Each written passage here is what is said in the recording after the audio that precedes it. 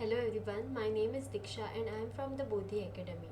Today I am going to discuss about biomolecules chapter, which is one of the important chapter from 12th standard chemistry. So let us start with this chapter, biomolecules. Now what are biomolecules? We all must have already studied in the biology about this chapter because it's related to bio. Now biomolecules means the compounds, okay, which are present in living organisms which are essential for our life. So we are going to study about those important molecules that are present in our body and which are essential in our body for the processes. So such important molecules are carbohydrates, then proteins, vitamins. Okay, so these are important. So about that we are going to study their structure, their functions, and so starting with the carbohydrates. Carbohydrates are produced by plants and form a very large group of naturally occurring organic compounds. And you all must have come across some important carbohydrates, that is glucose, fructose, sucrose. So these are examples of carbohydrates along with some other. So let us start with classification of carbohydrates. So they are classified on the basis of the behavior on the hydrolysis. Like on hydrolysis, how many compounds they can form or how many units they can give. So starting from monosaccharides. Monosaccharides are the compounds, okay, classes of carbohydrates, which on hydrolysis give meaning which cannot be hydrolyzed further. They give the same unit after hydrolysis. So monosaccharide are the compounds which cannot be hydrolyzed further to give simpler unit of polyhydroxyaldehyde or ketone. Then examples are glucose, fructose, ribose, etc. Then about oligosaccharide. Oligosaccharide, they can yield from 2 to 10 monosaccharide units.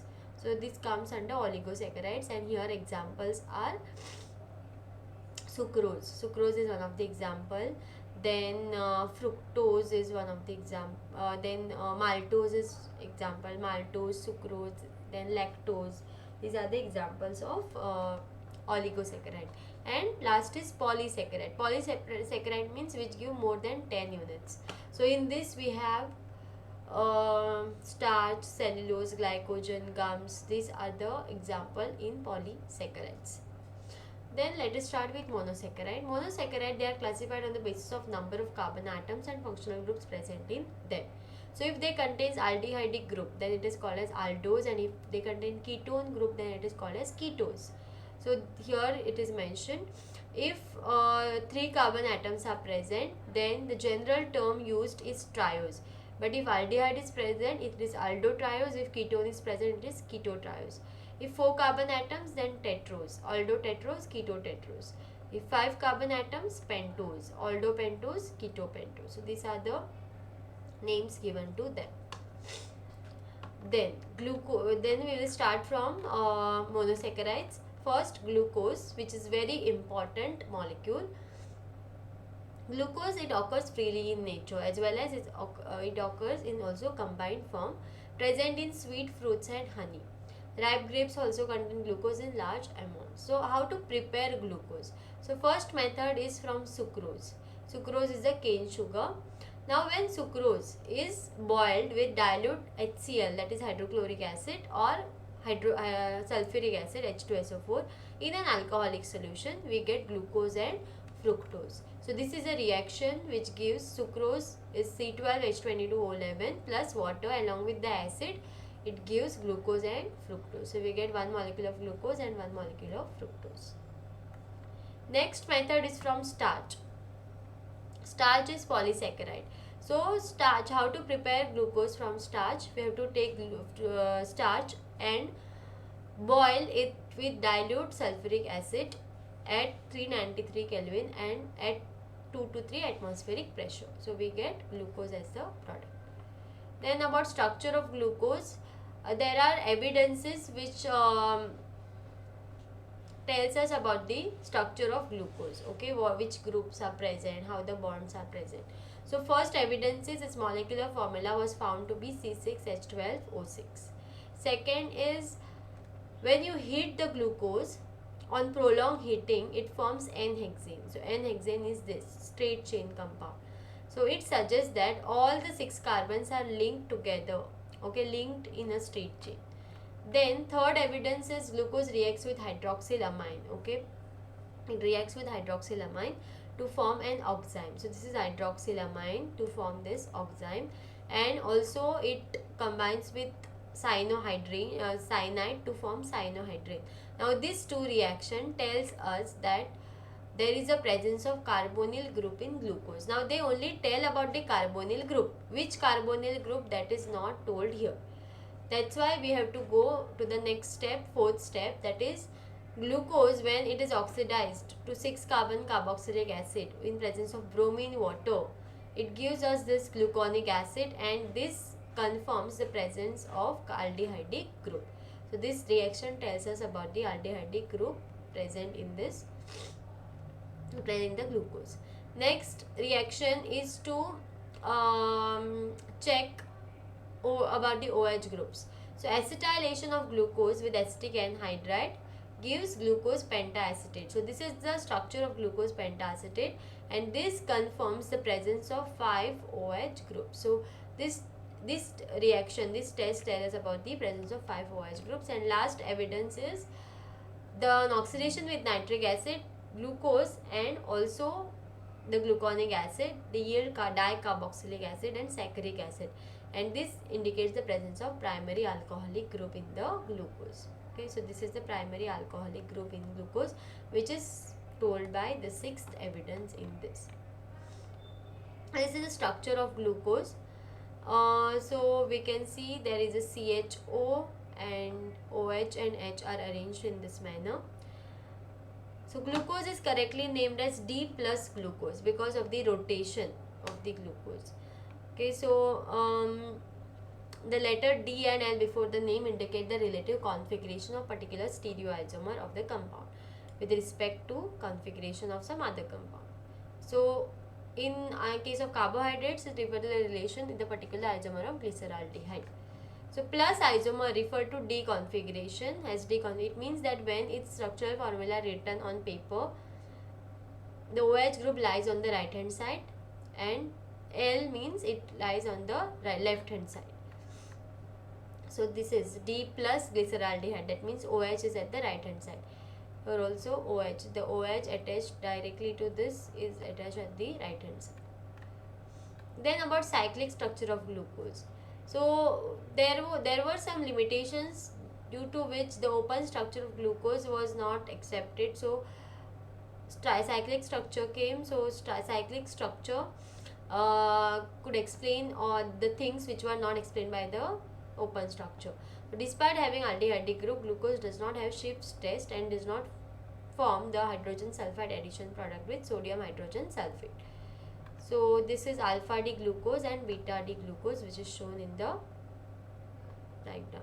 So in alpha D glucose, we can see that OH is on the right hand side here, and in beta D glucose OH is on the left hand side. So this differentiates them from alpha and beta. This is the main structure in which OH can attack from right side and also from this side. So that's the way we can get OH on right and left hand side. Then these are the Pyrano structure. These are the Pyrano structure, in which the normal pyran structure is this, which is a heterocyclic compound.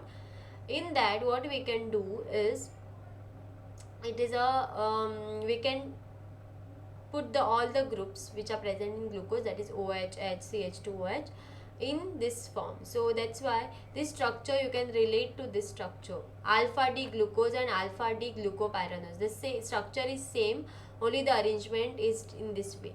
So the groups are also attached to the same carbons. Okay, so this is alpha D glucopyranose and beta D glucopyranose. Then about fructose. Fructose is an important ketohexose. Now fructose formula is same as glucose, but its arrangement is little different. So fructose, it is obtained along with the glucose by the hydrolysis of disaccharide sucrose. So here this is the structure of fructose, and fructose structure is D minus fructose, and there is ketone group present in this. So it is a ketose, not aldose. Aldose is glucose, and this structure we can show in the present in the form of furan, okay, which is having 5 carbons with oxygen, 4 carbons with fifth is oxygen. So here this is a cyclic structure, and similarly fructofuranose and beta fructofuranose and alpha fructofuranose is shown in the structures based on these 2 cyclic structures. Then talking about disaccharides means they on hydrolysis with dilute acid they yield 2 molecules of same or different monosaccharide.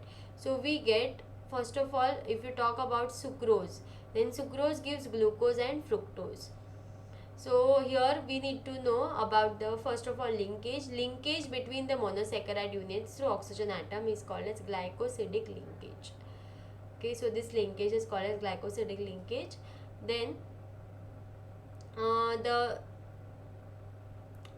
non-reducing sugar and reducing sugar. So reducing groups of monosaccharide, that is aldehydic or ketonic group, are bonded. These are non-reducing sugar, that is sucrose. If monosaccharide, aldehydic and ketonic groups are bonded, then it is called as non-reducing sugar, that is in case of sucrose. And sugars in which functional groups are free, meaning they are not bonded, it is called as reducing sugar. An example is maltose and lactose that we are going to see in these examples. So sucrose means C12H22O11, which gives glucose and fructose, and this is the structure of sucrose, which is shown this way, and here you can see the structure, this linkage through which they are bounded, there it is called as glycosidic linkage. So here how this linkage takes place, it is between C1 of alpha D glucose. So this is alpha D glucose and this is the first carbon. So C1 and C2 of beta D glucose. So this is the second carbon of this beta D fructose. But here one thing you need to remember is why it is called as an invert sugar. So for that you need to know the concept that sucrose is dextrorotatory. Okay, so it rotates the plane of polarized light towards right. But after hydrolysis it gives dextrorotatory glucose and levorotatory fructose. So since levorrotation is more, okay, levorrotation, that is rotating towards left side, is more than the dextrorotation, the mixture is levorotatory, and hydrolysis brings about a change in signs of rotation from dextro to levo, and that's why the product named is invert sugar. Inversion takes place, so that's why it is called as invert sugar. Then next is maltose, that is another disaccharide. It is composed of 2 alpha D glucose units in which C1 of one glucose is linked to C4 of another glucose. You can see this is C1 and C4 of another glucose, and here they are linked through these 2 carbon atoms to this oxygen. This is also called as glycosidic linkage. Then it is a reducing sugar since ketonic group is not there directly bonded. About lactose, we can see that it is a milk sugar since this disaccharide is found in milk. It is composed of beta D galactose and beta D glucose. So here linkage is between C1 of galactose and C4 of glucose. This is about all the disaccharides, that is sucrose, sucrose, maltose and lactose. Then polysaccharides, we have 2 types of polysaccharides, that is starch and cellulose. So starch, it is found in plants and is the most important dietary source for human beings. High contents are found in cereals, roots, tubers and vegetables. Now 2 components of starch, 2 important components of starch are this, amylose and amylopectin. Wherein amylose is water soluble and amylopectin is water insoluble. Then amylose constitutes about 15 to 20% of starch, and amylopectin is about 80 to 85% of starch. And how they are formed, linkages in amylose it is C1 C4 and in amylopectin it is C1 C6 glycosidic linkage. Then cellulose occurs exclusively in plants and it is most abundant organic substance in the plant kingdom. and it's predominant constituent of cell wall of plant cells. It is a straight chain polysaccharide composed of only of beta D glucose. So beta D glucose are linked together. And last is glycogen. It is in the animal glycogen. It is stored in animal body and it is known as animal starch because of the structure similar to amylopectin. It is mostly found in yeast and fungi. Then importance of carbohydrates. Carbohydrates are very important for us in both plants and animals. They form major portion of our food. Then honey has been used for a long time as an instant source of energy by Veds in Ayurvedic system. And carbohydrates are used as storage molecules as starch in plants and glycogen in animals. Cell wall of bacteria and plant is made up of cellulose. So that's how this is the importance of carbohydrates in our life. Okay, so we will stop here and we will continue with the next biomolecule in the next video. Okay, thank you.